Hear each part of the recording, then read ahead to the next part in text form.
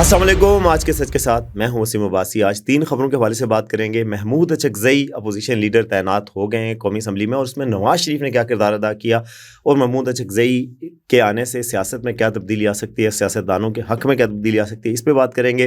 दूसरा, ईरान पर हमला क्यों रुका और पाकिस्तान की स्टॉक मार्केट में भी उसके मुसरत असरात नज़र आ रहे हैं, पाकिस्तान की बाकी चीज़ों पर भी, और पूरी दुनिया में बड़ी रिलीफ महसूस किया जा रहा है। इसराइल ने डोनाल्ड ट्रंप को रोका कि भाई ईरान पे हमला नहीं करना, और पाकिस्तान के ज़रिए ईरान को पैगाम दिया गया। पाकिस्तान का बड़ा अहम किरदार था। इस हवाले से बात करेंगे कि ये किरदार कैसे हुआ और जो है वो ईरान पे हमला कैसे रुका। तो ये दोनों इश्यूज़ पे बात करेंगे। सबसे पहले इस चैनल को सब्सक्राइब करें ताकि हम आपको अंदर की बातें बताते रहें।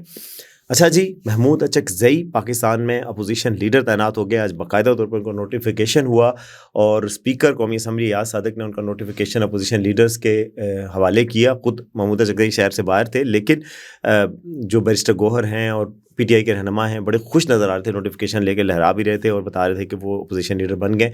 इस पर बड़े अरसे से तनाज़ा रहा, कई हफ्तों का डेडलॉक जारी रहा।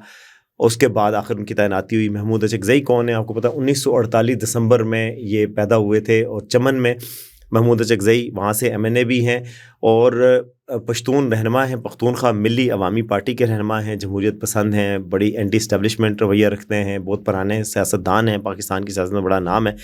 वो जनाब पाकिस्तानी वो बने हैं और इस वक्त वो तहरीक तहफ़्फ़ुज़ आईन पाकिस्तान जो बनी हुई है, जो अपोजिशन का एक इत्तेहाद है, उसके सरबराह भी हैं और इमरान खान की तरफ से मुज़ाकरात के भी इंचार्ज हैं। तो इमरान खान साहब ने ही उनको नॉमिनेट किया था। इसके असरात इमरान खान साहब की पार्टी पे क्या पड़ सकते हैं, इस पर हम बात करना चाह रहे हैं। लेकिन उनकी तैनाती जो है वो काफ़ी अर्से से रुकी हुई थी। इस्टेब्लिशमेंट को वो ज़ाहिर है इतने पसंद नहीं है, क्योंकि बड़ी खुल के अजीब बातें करते हैं जो इस्टेब्लिशमेंट के लिए अजीब है मतलब। और वो जैसे उन्होंने कहा था कि जी इलेक्शन में पैसे लिए गए और इदारों के लोगों ने लिए और इस तरह की बातें, तो उनको कैसे कबूल किया जा सकता था इतना। लेकिन इसमें एक किरदार अदा किया नवाज शरीफ साहब ने। ये जो है नवाज शरीफ साहब के पुराने साथी भी हैं। नवाज शरीफ साहब की जो बातचीत थी जब जलावतनी हुई थी, उस पर भी ये खुल के बोले थे। 2014 में जो धरना दिया गया था इस्टेब्लिशमेंट के ईमा पर PTI की तरफ से, उस पर भी ये नवाज शरीफ का साथ दिया था। और जब नवाज शरीफ जलावतन थे मुशर्रफ के दौर में, उस वक्त भी ये नवाज शरीफ के हक़ में बात करते थे। तो नवाज शरीफ साहब के दिल में इनके लिए नरम गोशा है।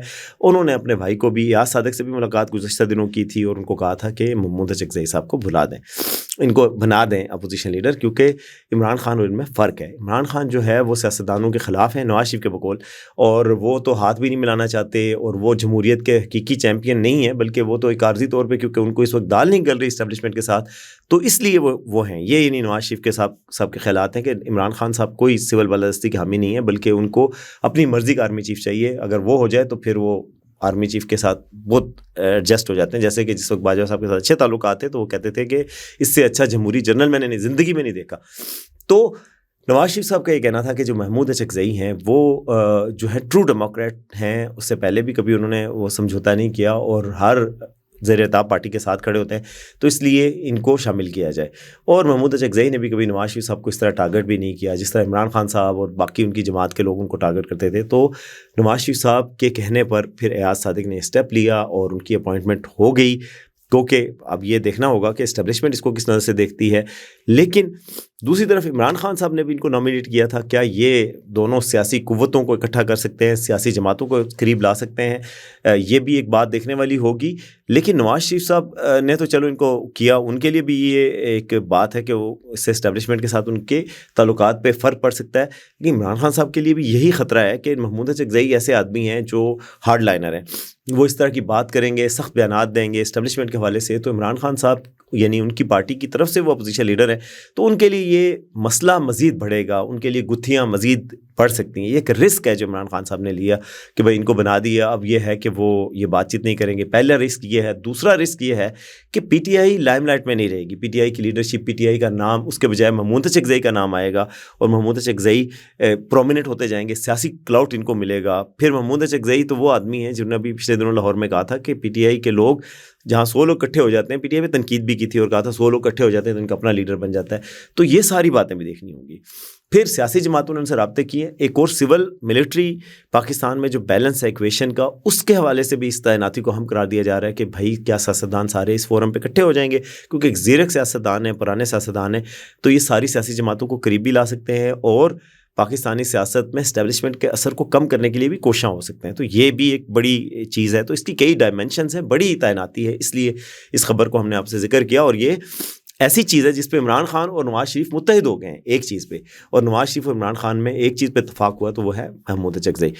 اچھا, اب دوسری خبر کی طرف آتے ہیں, اور دوسری خبر بہت بڑی پیش رفت ہے جی. نیو یارک ٹائمز نے آج کہا ہے کہ ایران پر حملے سے ڈونلڈ ٹرمپ کو اسرائیل نے روکا ہے. بڑی تفصیلی خبر ہے, اس میں کہا گیا کہ کئی ممالک میں نے تشویش کا اظہار کیا تھا. عرب ممالک جو ہیں اور خطے کے ممالک, انہوں نے بھی کہا تھا ڈونلڈ ٹرمپ کو کہ آپ حملے سے باز رہیں کیونکہ تیل کی سپلائی میں فرق پڑے گا. یہ عرب ملکوں پہ حملہ کریں گے جہاں جہاں امریکی مفادات ہیں, قطر, باقی UAE, باقی ممالک میں کسی جگہ پر ایران جوابی حملہ کرے گا تو کیا جوابی حملے کے لیے تیار ہیں. اسرائیل کو بھی یہ تھا کہ یہ اتنی بڑی جنگ چھڑ جائے گی, تو جبکہ جو ایران کی موجودہ گورنمنٹ ہے اس نے اپنا کنٹرول بھی ثابت کیا ہے, تو پھر حالات قابو سے باہر بھی ہو سکتے ہیں. پھر ایران میں جب اتنی بے چینی اور تشویش پھیل چکی ہو اور قیاس ہو, تو پھر وہ خطے کے لیے آپ دہشت گردی اور پھیل سکتی ہے. جب ایک سینٹرلائزڈ گورنمنٹ نہیں ہے, آپ کس پہ پریشر ڈالیں گے؟ سپلنٹر گروپ بنیں گے, جو کہ افغانستان میں آپ نے کیا تھا, تو اس کے بعد آپ نے دیکھا کیا اثرات ہوئے. تو پھر یہ ساری چیزیں سوچنے کے بعد یہ طے ہوا کہ شاید ایران پہ حملہ نہ کیا جائے. بڑی دلچسپ بات ڈان میں آج یہ آئی ہے کہ ایران کے جو ایمبیسڈر ہیں پاکستان میں, ان کو میسج گیا, پاکستان کی طرف سے میسج پہنچایا گیا ٹرمپ کا کہ ایران پہ ٹرمپ حملہ نہیں کرنا چاہتے, امریکہ حملہ نہیں کرنا چاہتا.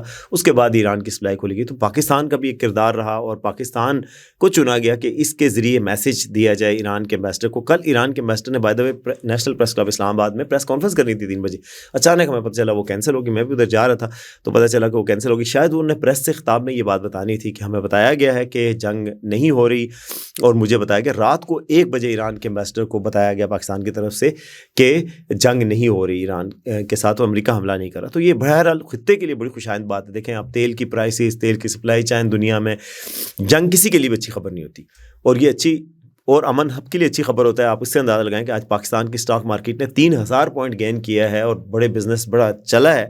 اس کی وجہ یہی تھی کہ یہ خبر آئی کہ جی جنگ نہیں ہو رہی. اس سے پہلے اسٹاک مارکیٹ 2-3 دن سے لگاتار گر رہی تھی. تو یہ پاکستانی اسٹاک مارکیٹ پہ بھی مثبت اثرات آئے ہیں اور باقیوں پہ بھی مثبت اثرات آئے ہیں. اس کی وجہ یہی ہے کہ جنگ کا جو خدشہ ہے وہ ٹلا ہے, کیونکہ جنگ کا خدشہ جو ہوتا ہے وہ کسی کے حق میں نہیں ہوتا, اور اس سے آپ کو پتہ ہے کہ ایک ایسی تشویش پیدا ہو سکتی ہے بزنسز کے لیے, ساری دنیا کے بزنسز کے لیے, سارے آئل کی سپلائی کے لیے, جو انرجی کی لائنز ہوتی ہیں اس کے لیے.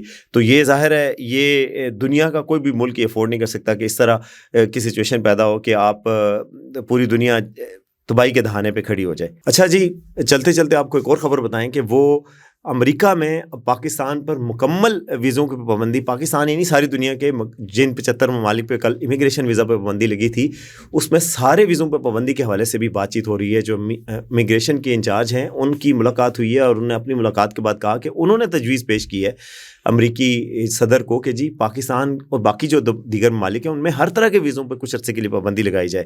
تو یہ اگر ایسا ہوتا ہے جس میں وزٹ ویزا ہے, اسٹوڈنٹ ویزا ہے اور باقی ویزے ہیں, اگر یہ بات ہوتی ہے تو یہ واقعی میں تشویش کی بات ہوگی. کل ہم نے آپ کو بتایا تھا کہ پاکستان کے اور 75 ممالک کے ٹوٹل 75 ممالک کے امیگریشن ویزا کے پروسیس پر رکی ہے. امیگریشن وہ ویزا ہوتا ہے جس میں آپ کو گرین کارڈ ملتا ہے, امریکہ کے شہری بن جاتے ہیں, پوری آپ نیشنلائز سٹیزن بنتے ہیں. وہ والے ویزے پہ پابندی تو چلو وہ کچھ لوگ ہوں گے, لیکن جو اسٹوڈنٹ جا رہے ہیں, جو کاروبار کے لیے جا رہے ہیں, جو وزٹ کے لیے جا رہے ہیں امریکہ, ان سب کا بھی راستہ بند ہو جائے تو یہ بہت تشویش کی بات ہوگی. اور یہ پہلے ہی بڑی تشویش کی بات پہلے ہی ہو رہی تھی. تو اگر یہ ہو جاتا ہے تو یہ پاکستان کے لیے بھی بڑی تشویش کی بات ہوگی, پاکستان کے اسٹوڈنٹس کے لیے بھی, پاکستان کے شہریوں کے لیے بھی, اور باقی 75 ممالک دنیا کے جو ہیں ان کے لیے بھی وہ تشویش کی بات ہوگی. تو کیا ایسا ہوگا یا نہیں ہوگا, یہ آنے والا وقت بتائے گا.